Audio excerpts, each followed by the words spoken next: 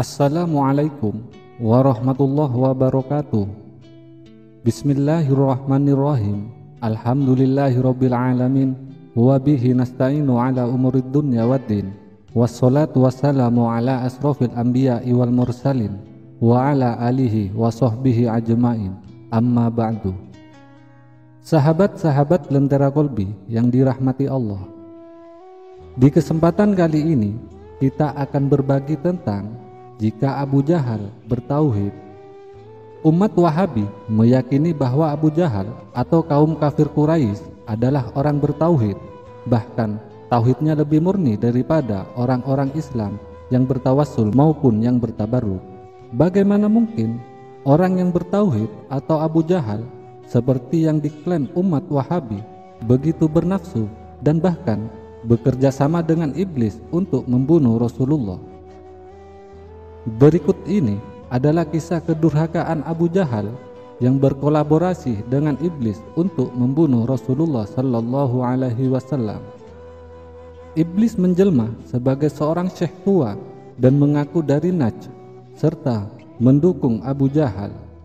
Hadis ini diriwayatkan oleh Imam Muhammad bin Ishaq bin Yasar, penulis kitab Al-Maghazi. Bermula dari sekelompok orang dari kalangan pembesar kafir Quraisy mengadakan pertemuan di Darun Nadwa. Kemudian iblis muncul dalam wujud seorang syekh yang berwibawa. Ketika mereka melihatnya, mereka berkata, "Siapakah Anda?" Iblis pun menjawab, "Aku seorang dari Najd. Aku mendengar bahwa kalian mengadakan pertemuan, maka aku berkeinginan untuk menghadiri pertemuan ini, dan saran serta pendapatku nanti niscaya tidak akan mengecewakan kalian." Mereka berkata, "Kalau begitu silakan masuk." Maka iblis pun bergabung bersama mereka. Iblis membuka pembicaraannya, "Sampaikanlah pendapat kalian terhadap lelaki itu," atau yang dimaksud Nabi sallallahu alaihi wasallam. "Demi Allah, telah dekat waktunya dia akan menyayangi urusan kalian dengan urusannya." Seseorang di antara mereka atau kaum kafir Quraisy berkata, "Ikat dan penjarakanlah dia," atau Nabi Muhammad sallallahu alaihi wasallam. "Kemudian tunggulah saat kematiannya, sebagaimana telah mati orang-orang yang sebelumnya yang semisal dengan dari kalangan ahli syair, atau seperti Zuhair dan Nabigah. Sesungguhnya dia hanyalah salah seorang dari mereka." Sontak iblis berteriak dan berkata, "Demi Allah, ini bukanlah pendapat yang tepat. Demi Allah, Tuhannya kelak benar-benar akan membebaskannya untuk dikembalikan lagi kepada para sahabatnya. Dan dalam waktu yang dekat, para sahabatnya pasti akan berhamburan untuk membebaskannya dari kalian, dan para sahabatnya siap membelanya dari perbuatan kalian. Maka saya tidak dapat menjamin keselamatan kalian. Mereka akan mengusir kalian dari negeri kalian sendiri." Orang-orang dalam pertemuan itu berkata, "Orang tua ini benar. Maka katakanlah pendapat kalian yang lainnya," kata si iblis. Salah seorang dari mereka ada yang mengatakan, "Kita usir saja dia hingga kita bebas darinya, karena sesungguhnya apabila dia telah diusir, niscaya tidak akan membahayakan kalian apa yang diperbuatnya dimanapun ia berada selama jauh dari kalian. Dan urusannya bukan lagi di antara kalian, tetapi di kalangan orang lain."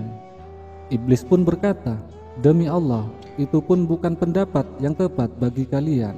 Bukanlah kalian telah mendengar sendiri tutur katanya yang indah dan ucapannya yang fasih, sehingga dapat mengetuk hati orang yang mendengar pembicaraannya.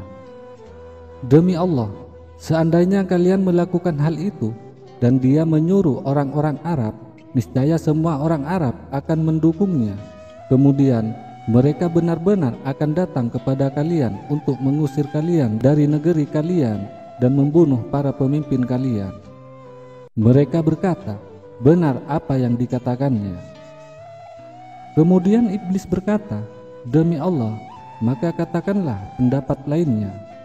Kemudian tampil Abu Jahal mengemukakan pendapatnya, "Demi Tuhan, sesungguhnya aku menyarankan kepada kalian suatu pendapat yang belum kalian sadari sebelumnya." Abu Jahal melanjutkan, "Menurutku, tiada pendapat lain kecuali yang akan kukemukakan." Mereka berkata, "Pendapat apakah itu?"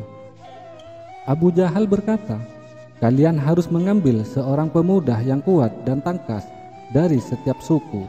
Kemudian setiap pemuda dipersenjatai dengan pedang yang tajam. Lalu mereka memukulnya secara beramai-ramai dan bersama-sama dengan sekali pukul. Apabila Muhammad terbunuh, maka darahnya terbagi-bagi di kalangan semua suku yang terlibat. Maka menurut dugaanku, Bani Hashim tidak akan kuat berperang menghadapi semua suku Quraisy." Maka orang tua itu pun atau iblis dari Najj itu berkata, "Itu baru suatu pendapat yang jitu. Demi Allah, menurutku pendapat yang terbaik adalah apa yang baru dikemukakan oleh orang ini atau Abu Jahal." Maka mereka bubar dengan kesepakatan atas usul Abu Jahal itu. Kemudian malaikat Jibril datang kepada Nabi Shallallahu Alaihi Wasallam dan memerintahkan kepadanya agar jangan menginap di tempat tidur yang biasa ditempatinya, dan kemudian memberitahukan kepadanya tentang tipu muslihat dan tipu daya yang akan dilakukan oleh kaumnya. Pada malam itu Rasulullah Shallallahu Alaihi Wasallam tidak menginap di rumahnya, dan saat itu juga Allah memerintahkan kepadanya untuk berhijrah. Lalu Allah Subhanahu wa taala menurunkan surat Al-Anfal setibanya beliau Rasulullah sallallahu alaihi wasallam di Madinah, yang artinya, "Dan ingatlah ketika orang-orang kafir Quraisy memikirkan daya upaya terhadapmu untuk menangkap dan memenjarakan atau membunuhmu atau mengusirmu, mereka memikirkan tipu daya, dan Allah menggagalkan tipu daya itu, dan Allah sebaik-baiknya pembalas tipu daya." Quran Surat Al-Anfal ayat 30. Dikutip dari tafsir Ibnu Katsir, Surat Al-Anfal 30. Bagaimana mungkin Wahabi mengatakan jika Abu Jahal sebagai orang bertauhid, sedangkan Allah Subhanahu wa taala jelas menyebut mereka dengan kafir? Wallahu a'lam bishawab. Semoga ini bermanfaat bagi kita semua. Wassalamualaikum warahmatullahi wabarakatuh.